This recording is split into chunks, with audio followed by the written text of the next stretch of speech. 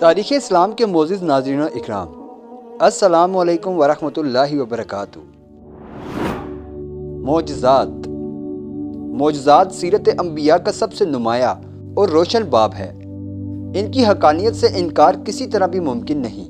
قانون الہی ہے کہ اللہ تعالیٰ نے خلق کی ہدایت کے لیے کسی بھی نبی کو بھیجا تو ساتھ ہی ان انبیاء کو کوئی نہ کوئی معجزہ بھی عطا فرمایا، جسے دیکھ کر لوگوں کی عقل دنگ رہ جاتی اور منکرین جان توڑ کر کوششوں کے باوجود اس کی مثال لانے سے عاجز رہتے، جیسا کہ حضرت سیدنا موسیٰ علیہ السلام کے مبارک عصا سانپ بن گیا اور حضرت سیدنا عیسیٰ علیہ السلام کا مردہ زندہ کرنا وغیرہ۔ پھر جب ہمارے پیارے آقا محمد مصطفیٰ صلی اللہ علیہ وآلہ وسلم کو مبعوث فرمایا تو آپ صلی اللہ علیہ وآلہ وسلم کو سب سے زیادہ معجزات دیے، بلکہ جو معجزات دیگر انبیاء علیہ السلام کو فردن و فردن عطا ہوئے وہ سب اور ان سے بھی کہیں زیادہ آپ صلی اللہ علیہ وآلہ وسلم کی عزت و عالی میں جمع کر دیے۔ پیارے آقا محمد مصطفیٰ صلی اللہ علیہ وآلہ وسلم کے ان لاتعداد معجزات میں سے ایک معجزہ، ایک بہت ہی منفرد اور نمایاں معجزہ معراج ہے۔ معزز ناظرین و اکرام، آپ صلی اللہ علیہ وآلہ وسلم رات کے تھوڑے سے حصے میں ساتوں آسمان، عرش و کرسی سے اوپر تشریف لے گئے اور کائنات کی سرحد پار کر کے لامکان کی سیر فرما کر واپس زمین پر جلوہ گر ہوئے۔ الحمدللہ۔ معزز ناظرین و اکرام، واقعہ معراج کچھ یوں ہے۔ ہجرت کے 2 سال پہلے 27 رجب پیر شریف کی سہانی اور نور بھری رات ہے اور پیکر انور تمام نبیوں کے سردار محمد مصطفیٰ صلی اللہ علیہ وآلہ وسلم عشاء کی نماز ادا کرنے کے بعد اپنی چچا زاد بہن حضرت ام ہانیہ رضی اللہ عنہا کے گھر آرام فرما رہے ہیں تو حضرت جبرائیل علیہ السلام عرش سے نیچے حاضر ہوئے اور آپ صلی اللہ علیہ وآلہ وسلم کو ام ہانیہ رضی اللہ عنہا کے گھر سے مسجد حرم میں لے کر حرم کعبہ میں لٹا دیا۔ تاریخ اسلام کے معزز ناظرین و اکرام، ابھی پیارے آقا محمد مصطفیٰ صلی اللہ علیہ وآلہ وسلم خطیم کعبہ میں کروٹ کے بل لیٹے ہوئے تھے اور آپ صلی اللہ علیہ وآلہ وسلم پر اونگ کا اثر باقی تھا کہ حضرت جبرائیل علیہ السلام پھر حاضر ہوئے۔ اس بار انہوں نے آپ صلی اللہ علیہ وآلہ وسلم کا سینہ پاک کو پیٹ کے نیچے تک چاک کیا اور قلب اطہر کو باہر نکال لیا۔ پھر ایمان اور حکمت سے بھرا سونے کا ایک تھال لایا گیا۔ حضرت جبرائیل علیہ السلام نے پیارے آقا محمد مصطفیٰ صلی اللہ علیہ وآلہ وسلم کے قلب اطہر کو آب زمزم سے غسل دیا، پھر ایمان اور حکمت سے بھر کر واپس اس جگہ پر رکھ دیا۔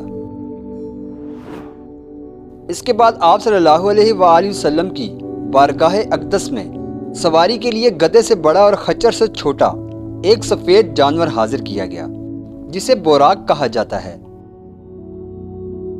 اس پر زین کسی ہوئی تھی، لگام پڑی ہوئی تھی اور اس بوراق کی رفتار کا عالم یہ تھا جہاں تک نظر پہنچتی وہاں اپنا قدم رکھتا۔ بلندی پر چڑھتے وقت اس کے ہاتھ چھوٹے اور پاؤں لمبے ہو جاتے اور نیچے اترتے ہوئے ہاتھ لمبے اور پاؤں چھوٹے ہو جاتے، جس کی وجہ سے دونوں صورتوں میں اس کی پیٹھ برابر رہتی اور سوار کو کسی بھی قسم کی مشقت کا سامنا نہ ہوتا۔ سرکار کائنات محبوب عز و جل صلی اللہ علیہ وآلہ وسلم نے جب اس پر سوار ہونے کا ارادہ فرمایا اور اس کے قریب تشریف لائے تو اس نے خوشی میں اچھل کود کرنا شروع کر دی۔ یہ دیکھ کر حضرت جبرائیل علیہ السلام نے اپنا ہاتھ اس کے گردن کے بالوں کی جگہ رکھا اور فرمایا، اے بوراق، تجھے حیا نہیں آتی؟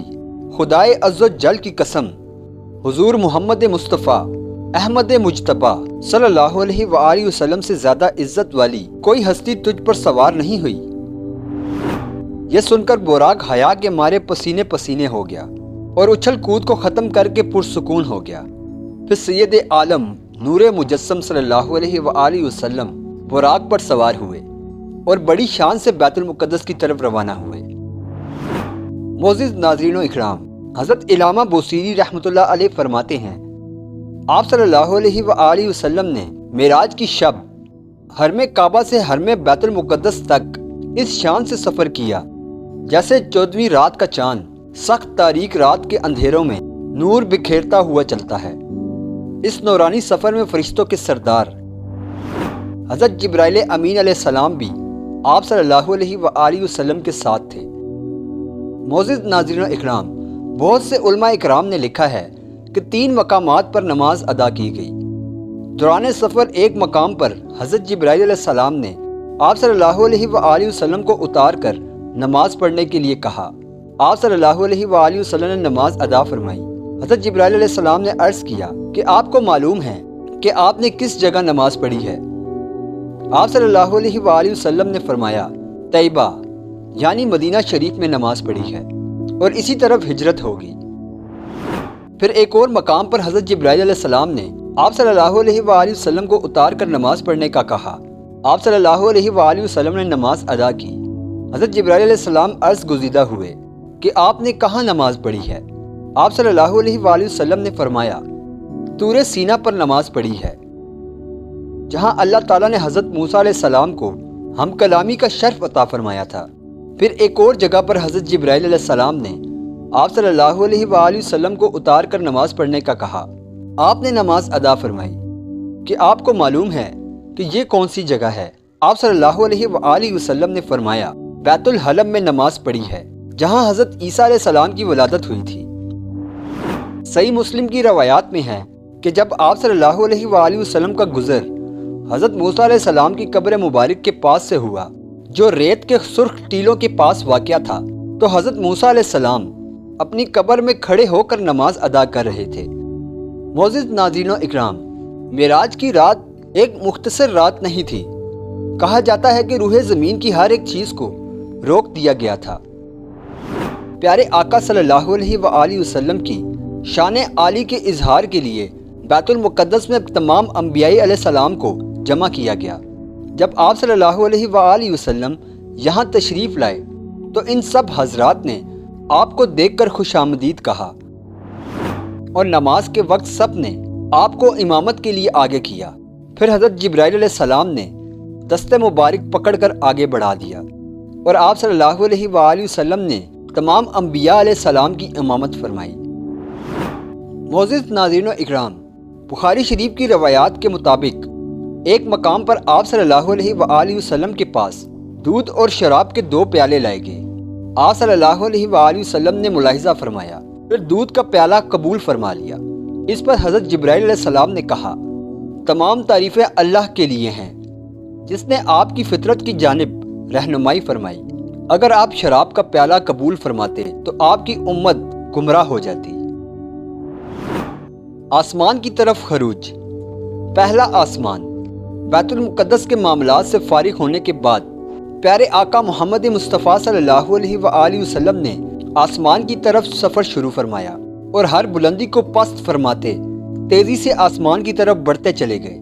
دیکھتے ہی دیکھتے پہلا آسمان آ گیا۔